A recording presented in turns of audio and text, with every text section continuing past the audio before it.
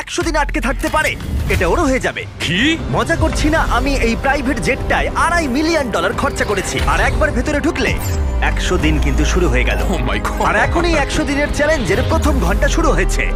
শুরু যখন করতেই হবে, চলো আমরা শুরু করে ফেলি। চলো একবার ঘুরে হ্যাঁ, আসি। চলো আমরা দেখি ও আসল পাইলট কিনা। কি বলছো? যদি আরমান্দ এই প্লেনের ভিতরে 100 দিন কাটাতে পারে তাহলে ও এই প্লেনটা জিতে নেবে আর পৃথিবীর যে কোনো প্রান্তে চলে যেতে পারবে। দেখা যাক। 100 দিন এটার মধ্যে নো প্রবলেম। এটা স্মুথ রাইড ছিল, দারুণ দেখতে লাগছে। দেখা যাক ল্যান্ডটা স্মুথ হয় কিনা। এটা অসাধারণ লাগছে। এটা দারুণ ছিল। তোমার 100 দিনের চ্যালেঞ্জের প্রথম 2 ঘন্টা পেরিয়ে গেছে, কিন্তু যদি তোমার শরীরের কোনো অংশ এই প্লেনের বাইরে টাচ করে তাহলে এই ভিডিওটা শেষ হয়ে যাবে আর তুমি এই প্লেনটা হারাবে। মাটি ছোঁয়া যাবে না। Good luck.